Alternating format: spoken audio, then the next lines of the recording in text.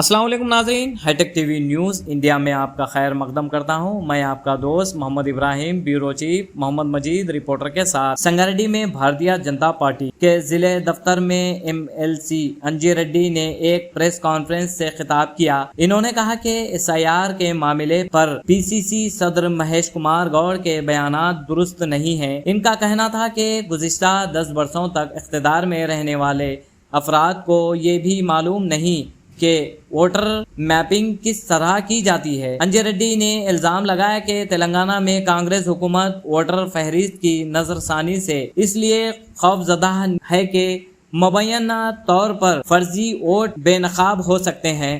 इन्होंने कहा कि मरकजी हुकूमत का मकसद ये यकीनी बनाना है कि एक शख्स के पास सिर्फ एक ही वोट हो। इन्होंने बताया कि साल 2002 से मौजूदा वोटर रिकॉर्ड को बुनियाद बनाकर बाकी वोटों की जांच की जाएगी ताकि फर्ज या गैर कानूनी वोटों की निशानदेही करके इन्हें खत्म किया जा सके और यही SIR मुहिम का बुनियादी मकसद है। MLC ने कहा कि मगरबी बंगाल में वोट चोरी का इल्जामात लगाए जा रहे हैं, लेकिन हकीकत में ऐसी कोई बात साबित नहीं हुई। इनके मुताबिक मुल्क में पैदा होने वाले हर अहल शहरी को जात, मजहब या दीगर इम्तियाजात से बलातर होकर वोट का हक दिया जाएगा। इन्होंने मजीद कहा कि जदीद टेक्नोलॉजी की मदद से वोटर फहरिस्त को मजीद शफाफ और मजबूत बनाया जाएगा, जबकि अगर गैर मुल्की शहरियों के नाम वोटर लिस्ट में पाए गए तो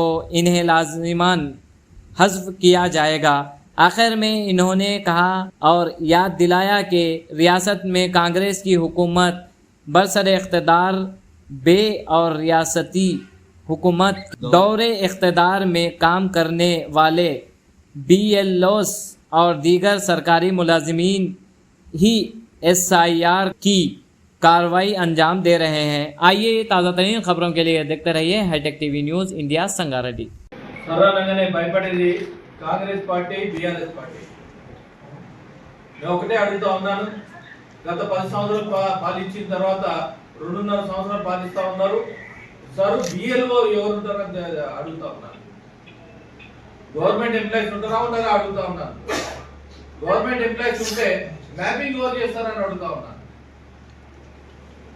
ప్రతి మనిషికి ఒకటే ఓటు, బీద వాళ్ళు ఉన్న వాళ్ళున్నా ఒకటే ఓటు ఉండాలనే ఉద్దేశంతోనే సరు తీసుకురావడం జరిగింది. ఇది ఒక ఎలక్షన్ కమిషన్ సపరేట్ బాడీ, ఇది బీజేపీ పార్టీ బాడీ కాదు. ఇక్కడ ఉన్న పార్టీ ఏంది, కాంగ్రెస్ పార్టీయా బీజేపీ పార్టీ ఉందా అని అడుగుతా ఉన్నాను. మరి బీజేపీ పార్టీ ఎవరు పని చేస్తూ ఉన్నారు? Election commission of India. ఇక్కడ స్టేట్ ఎలక్షన్ కమిషన్ ఎవరు ఉన్నారు? కాంగ్రెస్ పార్టీ ఆధ్వర్యంలో పనిచేస్తూ ఉన్నారు. BLOలు ఎవరైతే ఉన్నారో మన సంగారెడ్డి విషయంలో తీసుకుంటే సుమారు 1600 మంది BLOలు ఉన్నారు.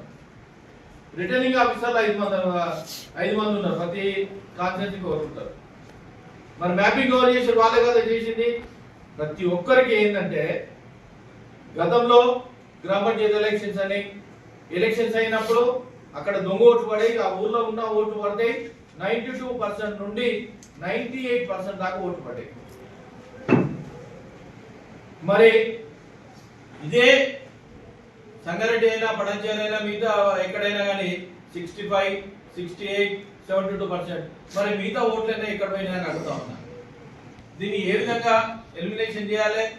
ఎలిమినేషన్ చేస్తే ప్రతి ఒక్కరికి ఓటరే ఆధార్ లింక్ తీసుకురావాలని ప్రపోజల్ పెట్టడం జరిగింది. ఇప్పుడు టెక్నాలజీ పెరిగింది. ఉదాహరణ నేను చెప్తా, హైదరాబాద్లో ఓటు ఉండి ఢిల్లీలో ఓటు ఉన్నా కానీ ఇక్కడ ఎలక్షన్ ఇక్కడ ఓటేసి ఢిల్లీలో 2 అవర్స్ మనం పోవడానికి ఆస్కారం ఉంది ఏరోప్లేన్ ద్వారా. అదేవిధంగా ఏ కాన్స్టిట్యున్సీ మన తెలంగాణ కాన్స్టిట్యున్సీలో ఉన్నా కానీ ఏ మూలకైనా కానీ ఇక్కడ ఓటేసి ఎక్కడైనా ఓటేయడానికి ఆస్కారం ఉంది. అందుకోసానికే వీళ్ళు ఏం చేస్తున్నారంటే ఎక్కడ ట్రాన్స్పోర్టేషన్ ఫెసిలిటీ బాగా పెరిగింది, ఎయిర్ కనెక్టివిటీ పెరిగిన తర్వాత మనకున్న ఓట్లో సర్వ్ తీసుకొచ్చిన తర్వాత ఇండియాలో ఎక్కడ ఉన్నా కానీ ఒకటే ఓటు ఉండాలనే ఉద్దేశంతో 4-3 ఓట్లు ఉన్నా కానీ మీరు ఎక్కడ పెట్టుకుంటారు ఓటు? వాళ్ళు చెప్తా ఉంటారు ఇక్కడ మీకు 3 ఓట్లు ఉన్నాయమ్మా, ఈ 3 ఓట్ల ఇక్కడ మీరు ఓటు ఉంచుకుంటారు. భారతదేశంగా ఇచ్చిన హక్కు ఏంటంటే ఎంత పెద్దోళ్ళు ఉన్నా కానీ ఎంత లేనోళ్ళు అయినా కానీ ఒకటే ఓటు ఉంటుంది. దాన్ని యూటిలైజ్ చేసుకోవాలి. ఏ విధంగా యూటిలైజ్ చేసుకోవాలి? మీరు చూస్తూ ఉన్నారు, మొన్న వెస్ట్ బెంగాల్ ఎలక్షన్స్ అయినప్పుడు సర్వ్ తీసుకొచ్చిన తర్వాత హిస్టరీలో నాకు తెలిసినంత వరకు 90 to 93% ఎక్కడ ఓటింగ్ పర్సెంటేజ్ అయిందా? అసెంబ్లీ కాన్స్టిట్యున్సీలో ఓటింగ్ అయిన పర్సెంటేజ్ 92 నుంచి 93% ఎక్కడ అయిందా? అది తీసుకొస్తా ఉంటే సరుతో ఓట్ చోరీ ఎన్ని ఓట్లు తీసేస్తా ఉన్నారు. దేని తీసేస్తారు ఓట్లు? దానికి లింక్ పెట్టారు. ఏవైతే ప్రూఫ్స్ ఉన్నాయో 11 ఐడి కార్డులో ఏ ఐడి కార్డు ఉన్నా కానీ ఓటర్ దీన్ని ఎన్రోల్ చేసుకోవచ్చు. ఈ బేస్ ఏం చేశారంటే 2002 బేస్ తీసుకురావడం జరిగింది. ఈ 2002 బేస్ నుంచి మీరు చూస్తా ఉన్నారు, ఇప్పుడు 2026 వచ్చాం, 24 ఏళ్ళు ఉన్నాయి గ్యాప్ లో. ఈ 2002 బేస్ ఏదైతే ఉందో ఈ బేస్ ని తీసుకుపోయి ఎక్కడైతే ఓట్లు ఉన్నాయో అప్పుడు ఓట్ వేసారు. ఒక్కో ఇంట్లో నేను చూస్తా ఉన్నాను 40-50 ఓట్లు ఉన్నాయి. మరి ఒక సర్నేమ్ తోని 40-50 ఓట్లు ఉంటే వాళ్ళ తాత ఎప్పుడు పుట్టిండు, వాళ్ళ తండ్రి ఎప్పుడు పుట్టిండు, వాళ్ళ పిల్లలు ఎప్పుడు పుట్టారు, వాళ్ళ పిల్లలు ఎప్పుడు పుట్టారు, గ్యాప్ ఎంత ఉండాలి? మరి ఈ గ్యాప్ ఎంత చూడాలా లేదా? ఈ గ్యాప్ చూసి దాన్ని ప్రపోజల్ పెట్టడం. అదేవిధంగా 2025 జనవరి నుంచి 2026 ఏప్రిల్ వరకు కొత్త ఓటర్స్ ఎవరైతే ఉన్నారో ఫామ్ 6 ఇచ్చి వాళ్ళందరినీ ఎన్రోల్ చేసుకోమని చెప్తాం. అదేవిధంగా ఓటర్ చాలా మంది భయపడతా ఉన్నారు. అరే పోర్టల్ పోయి నేషనల్ ఓటర్స్ సర్వీస్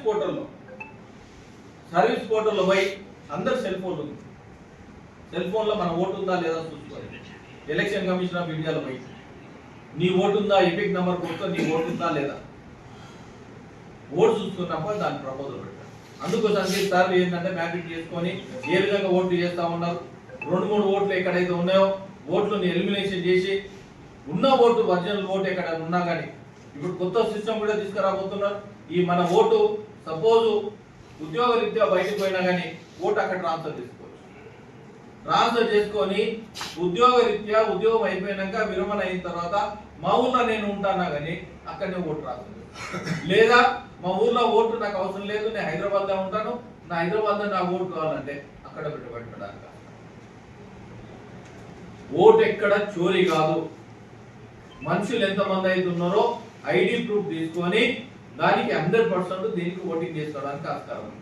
ఇంకొకటి ఓటు ఎవరికి పోతాయంటే బంగ్లాదేశ్ హస్తులకు, పాకిస్తాన్లకు, రోహింగ్యాలకు. మొన్న రుద్రారంలో రోహింగ్యాలు ఎంతమంది ఉన్నారు, శివనగర్లో రోహింగ్యా ఎంతమంది ఉన్నారు? ఒక్కరికి ఆధార్ కార్డు లేదు, ఒక్కరికి ఐడి ప్రూఫ్ లేదు, ఏం లేదు. మరి ఎక్కడికైనా వచ్చారు వాళ్ళందరూ? వీళ్ళందరినీ ఎలిమినేషన్ చేయడానికే ఒక్కటే ఏంటంటే భారతదేశంలో పుట్టిన వాళ్ళకు కులాలు మతాలు ఏం లేకుండా భారతదేశంలో పుట్టిన వాళ్ళందరికీ ప్రతి ఒక్కరికి ఓటు హక్కు ఇవ్వడానికి ఆస్కారం ఉంది. ఇంకొకటి అభద్రత ఎందుకు? కాంగ్రెస్ గవర్నమెంట్ ఉంది, మీ ఎంప్లాయీస్ ఉన్నారు, మీ వాళ్ళే చేస్తా ఉన్నారు, ఎన్రోల్ మీరు చేస్తారు, ఎలిమినేషన్ మీ వాళ్ళే చేస్తారు. ఇంకొకటి ఏంటంటే ఫామ్ నెంబర్ 8 ఏదైతే ఉందో ఓటర్ ఐడిలో ఏదైనా తప్పులున్నా, ఇంటి పేరు తప్పులున్నా అవన్నీ సరి చేసుకోవడానికి కొత్త ప్రపోజల్ తీసుకొని వచ్చి చేయడం జరుగుతుంది. రాబోయే రోజుల్లో ఇంకా మన డెబిట్ కార్డు, క్రెడిట్ కార్డు ఏ విధంగా అయితే వాడుతూ ఉన్నామో ఒక్కసారి స్టార్ట్ చేసిన తర్వాత మళ్ళీ సెకండ్ సారి స్టార్ట్ చేయకుండా ఓటర్ కూడా అదే సిస్టమ్ తీసుకురావాలని ప్రపోజల్ పెడతా ఉన్నారు. ఎందుకంటే ఆ ప్రపోజల్ పెట్టారనుకో అసెంబ్లీలో ఎన్ని బూతులు ఉన్నా